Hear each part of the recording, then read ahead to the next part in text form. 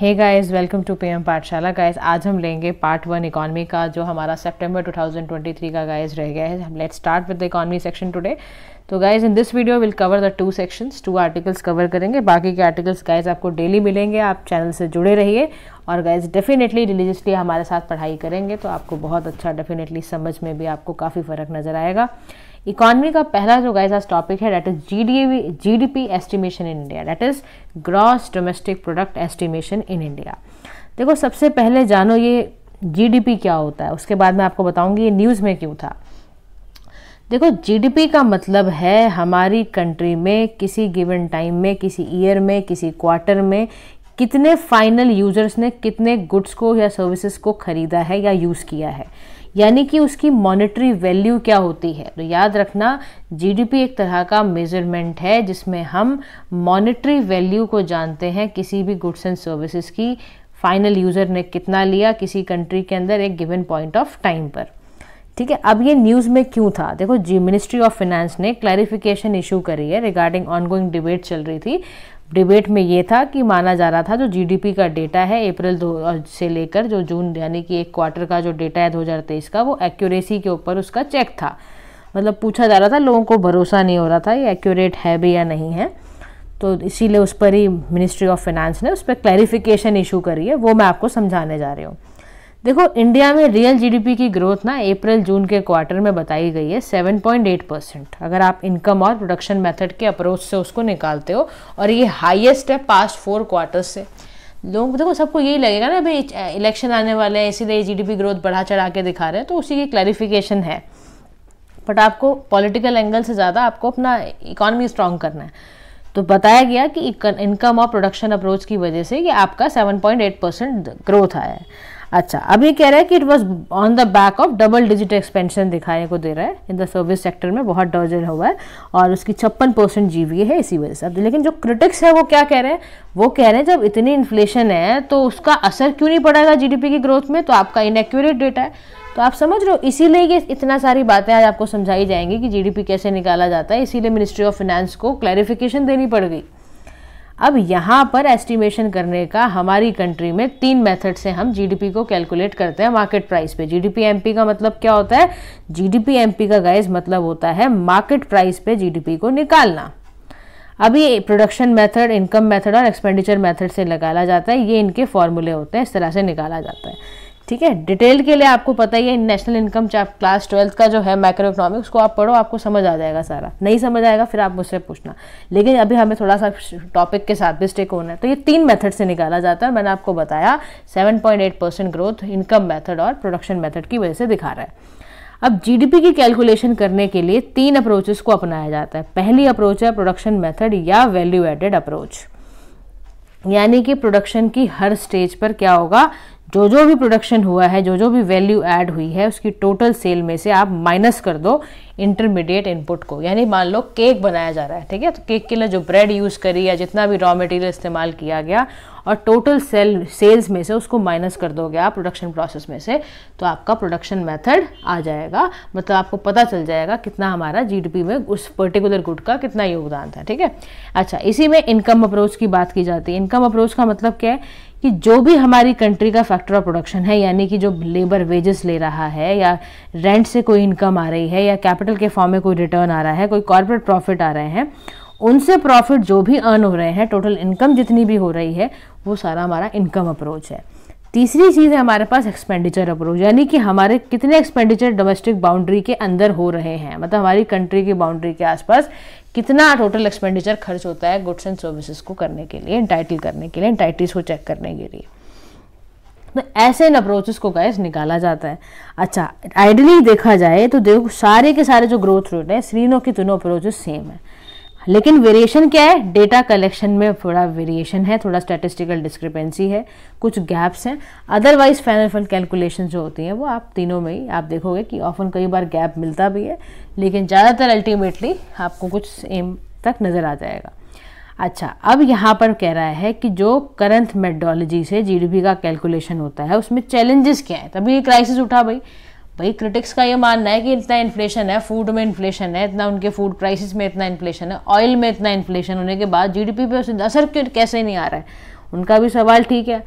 अच्छा, अब इसमें देखो बोला जा रहा है एक्यूरेसी ऑफ डेटा। सबसे बड़ी प्रॉब्लम है जीडीपी कैलकुलेशन को कैलकुलेट करने के लिए एक्यूरेसी ऑफ डेटा पर। यानी जो जीडीपी का कैलकुलेशन है वो दो बातों पे डिपेंड करता है कि अवेलेबल डेटा कितना एक्यूरेट है और कितना क्रेडिबल है। आउटडेटेड होगा वेरियस सेक्टर्स का डेटा, डेफिनेटली वो इकोनॉमिक एक्टिविटी की पिक्चर भी इनएक्यूरेट देगा। तो जीडीपी जो डेफिनेटली होगा वो फिर आपको डेफिनेटली लैग और गैप्स देखने को मिलेंगे। इंडिया के अंदर भी कुछ ऐसा है कि जो जीडीपी का रिजल्ट है वो declaration cycle runs for 3 years, तो फिर वो एक बहुत बड़ा रीजन है, लैग ऑफ 3 years आपको एक देखने को मिलता है। दूसरा, अनऑर्गेनाइज सेक्टर अकाउंटिंग जो है प्रेजेंटली आपके पास जो जीडीपी कम्प्यूटेशन मेथोडोलॉजी है उसमें सिर्फ ऑर्गेनाइज सेक्टर का डेटा होता है, अनऑर्गेनाइज सेक्टर का डेटा नहीं होता है। ये दिक्कत है। तीसरी समस्या ये है कि जितने भी प्रोडक्टिव आपके जो एक्टिविटी हैं वो आपके जीडीपी में इंक्लूड होते ही नहीं है। जो नॉट ऑल प्रोडक्टिव एक्टिविटी से मान लो कि भाई कोई होम मेकर है, कोई हाउस वाइफ है, कोई वॉलंटियर है, उसकी परफॉर्मेंस, उसका वर्क को कुछ लिखा नहीं जाता। ब्लैक मार्केट एक्टिविटीज़ के बारे में कुछ जीडीपी में इंक्लूड ही नहीं किया जाता। तो ये एक बहुत बड़ा कारण है, आप समझो बात को आपकी, इस वजह से ग्रोथ में ऐसा दिखता है। तो वे फॉरवर्ड में बताया जा रहा है कि बहुत ज़रूरी है कि सबसे पहले 2011-12 बहुत ज़्यादा डिकेड जो है वो ओल्ड हो चुका है, उसका बेस ईयर चेंज किया जाए। तो अभी फिलहाल बेस ईयर जीडीपी का क्या है, 2011-12, उसके बेसिस पे रियल जीडीपी निकाला जाता है। रियल जीडीपी का मतलब क्या होता है, बेस ईयर से कंपेयर करके आज की जीडीपी निकाली जाती है, ठीक है। वो फिर वो बताती है फाइनेंशियल आपका परफॉर्मेंस कैसी चल रही है, लेकिन उसका बेस ईयर बहुत पुराना हो गया है। आपके पास डबल डिफ्लेशन की दिक्कत, देखो क्या होता है, कंट्रीज बहुत सारे ऐसे मेजर्स ले रही हैं कि वो डबल डिफ्लेशन को अडॉप्ट करें, यानी कि जो आउटपुट इनपुट हैं सेपरेटली डिफ्लेट होते हैं, अलग अलग करे जाएं, और relevant output input price indices का इस्तेमाल करना है। डेटा को कलेक्ट करते वक्त बहुत सारी बातों का ध्यान रखना है, और सबसे बड़ा तरीका है डेटा को कलेक्ट करने के लिए आप जितना एक्यूरेट डेटा कहाँ से लाओगे, आर्टिफिशियल इंटेलिजेंस और बिग एनालिटिक्स की मदद लो आप, बिग डेटा एनालिटिक्स की मदद लो आप। फिर प्रोडक्टिव जितनी भी मेजरमेंट है प्रोडक्टिव वर्क का, जितनी प्रोडक्टिव एक्टिविटीज़ है आपकी इकोनॉमी की रिस्पेक्टिव ऑफ इकोनॉमिक ट्रांजैक्शन, जैसे वॉलंटरी वर्क है, अनपेड हाउस होल्ड वर्क है, इनको भी जीडीपी में बहुत समय से चल रहा है। देखो हाउसवाइफ बहुत इंपॉर्टेंट काम कर रही होती है गाइस, उनका काम नहीं दिखता तो कैसे काम चलाएगा, जीडीपी फिगर में उसके बारे में कुछ बात ही नहीं है। इस सारी वजह से हमें जीडीपी का ग्रोथ इतना इश्यूज क्राइसिस देखने को मिलता है। अब हम चलते हैं सेकंड टॉपिक पे जो बात करेगा क्रॉस बॉर्डर पेमेंट्स की। देखो G20 टेक स्प्रिंट है 2023 का, इसने ऑर्गेनाइज करा टू प्रमोट इनोवेटिव सॉल्यूशंस ताकि आपके क्रॉस बॉर्डर पेमेंट्स इंप्रूव हो जाएं। G20 टेक स्प्रिंट 2023 जो है वो एक जॉइंट इनिशिएटिव है, किसका, Reserve Bank of India and Bank for International Settlements Innovation Hub का। G20 नेशंस ने ये मान लिया है, they are agreed to promote cross border payments.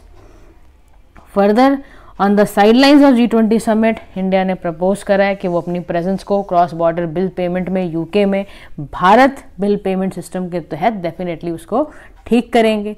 अब देखो क्रॉस बॉर्डर पेमेंट सबसे पहले समझ लो होती क्या है, कैसी ट्रांजैक्शन जो आपके फाइनेंशियल इंस्टीट्यूशंस के बीच में हो रही हो, बिजनेसेस के बीच में हो रही हो, इंडिविजुअल्स के बीच में हो रही हो, जहाँ पे सेंडर रेसिपेंट हो और सेपरेट कंट्री में बैठे हुए हो, तब उसको क्रॉस बॉर्डर पेमेंट कहते हैं। नाम से ही समझ में आ रहा होगा आपको।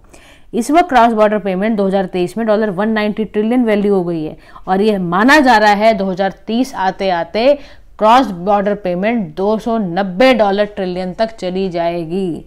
तो समझ रहे हो आप कितना इंपॉर्टेंट है। तो क्रॉस बॉर्डर पेमेंट्स के टाइप्स क्या हैं, वायर फायर ट्रांसफर है, डिजिटल वॉलेट है, इंटरनेशनल मनी ऑर्डर है, सारे तरीकों से क्रिप्टो करेंसीज हैं, क्रॉस बॉर्डर पेमेंट की जाती है। क्रॉस बॉर्डर पेमेंट कैसे की जाती है, इंटरनेशनल बैंक है, hold account with each other, ठीक है।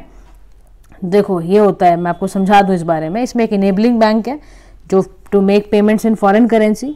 जो बैंक के पास डायरेक्ट रिलेशनशिप ट्रांजैक्शन वगैरह का नहीं होता तो वो कॉरेस्पॉन्डेंट बैंक की मदद से, कोई इंटरमीडिएट की मदद से हेल्प ले लेता है, ठीक है। बैंक ए ने यहाँ पर देखो यूएस में बैठा है ये, ठीक है। यहाँ से देखो आप, मैं आपको समझाती हूँ सारा सिलसिला। बैंक ए में आपका एक बंदा है, उसने $100 भेजे, ठीक है, सेंड किए, यूएस में बैठा हुआ है। रिसीव हो रहे हैं जापान के बंदे को, अपने करेंसी में हो रहे हैं। तो ये कैसे हो रहा है, देखो ये आपका क्रॉस बॉर्डर पेमेंट है। कॉरेस्पॉन्डेंट बैंक के थ्रू भी होता है कि इसने भेजा, इसके बैंक ने कॉरेस्पॉन्डेंट बैंक में भेजा, क्योंकि जो इसका बैंक था इसके पास कुछ ऐसा था नहीं, मतलब डायरेक्ट रिलेशनशिप नहीं था, तो वो कॉरेस्पॉन्डेंट बैंक की तरफ। तो दोनों तरीके से क्रॉस बॉर्डर पेमेंट्स होती हैं। अब क्रॉस बॉर्डर पेमेंट का देखो फायदा क्या है, फाइनेंशियल इंक्लूजन, एक गैप खत्म होगा, अंडर सर्व कम्युनिटीज़ को ग्लोबल इकोनॉमी में पार्टिसिपेट करने का मौका मिलेगा, ग्लोबल मार्केट्स में एक्सेस बढ़ेगा, नए कस्टमर सप्लायर पार्टनर्स आएंगे, डाइवर्सिफिकेशन होगा, इन्वेस्टमेंट पोर्टफोलियो चेंज होगी, कस्टमर बेस बढ़ेगा, सप्लायर बेस बढ़ेगा। और ग्लोबलाइजेशन के वर्ल्ड में क्रॉस पेमेंट तो फंडामेंटल इंपॉर्टेंस रखती है। जब आइडियाज एक्सचेंज हो रहे हैं, पीपल टू पीपल टाइज बढ़ रहे हैं, तो फाइनेंशियल इंक्लूजन क्यों ना हो ग्लोबली, तो इसलिए इंपॉर्टेंट था। तो देखो कंस्ट्रेंट क्या है लेकिन इस क्रॉस बॉर्डर पेमेंट की, गवर्नमेंट रेगुलेशन डिफरेंट कंट्रीज़ की अलग है, ओरिजिनेशन रिसीविंग कंट्री का, स्टैंडर्डाइजेशन फंडामेंटल जो आपका फाइनेंशियल डेटा का है वो कमी है, टेक्नोलॉजी प्लेटफॉर्म्स की लेगेसी की वजह से जो आपका सिक्योरिटी रिस्क है, कुछ हाई कॉस्ट है, डिले इन सेटलमेंट्स है। वे फॉरवर्ड में बोला जा रहा है एग्जिस्टिंग पेमेंट इंफ्रास्ट्रक्चर अरेंजमेंट को ठीक करने की बेहद ज़रूरत है, इम्प्रूव करने की बहुत ज़रूरत है। जो आपका हार्मोनाइज्ड ISO 222 जो है global open global standard financial information का मैसेज फॉर्मेट का, इसको अडॉप्ट करने की ज़रूरत है। जितनी भी फिनटेक कंपनीज़ हैं, फाइनेंशियल टेक्नोलॉजी कंपनीज़ हैं, वो ज़रूर कोलैबोरेट करें क्योंकि उनकी एक्सपर्टीज़ और इनोवेशन से इसको बहुत लिवरेज मिलेगी। फिर आपका पोटेंशियल नए पेमेंट इंफ्रास्ट्रक्चर अरेंजमेंट की तरफ भी बढ़ना चाहिए।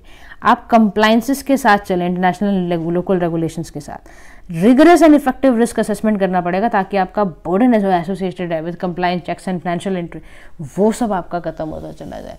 तो guys this is about 2 topics. Corporate governance कल की क्लास में करेंगे, आज ये दोनों टॉपिक्स अच्छे से डाइजेस्ट कर जाओ पहले आप, क्योंकि इकोनॉमिक के टॉपिक्स गाइस थोड़े से टेक्निकल होते हैं, साइंस एंड टेक और इसके, इसलिए बहुत ध्यान से करना, ठीक है। Thank you so much for listening, do like share and subscribe to PM Pathshala. If you have any doubt please let us know in the comment section. Thank you so much, bye bye.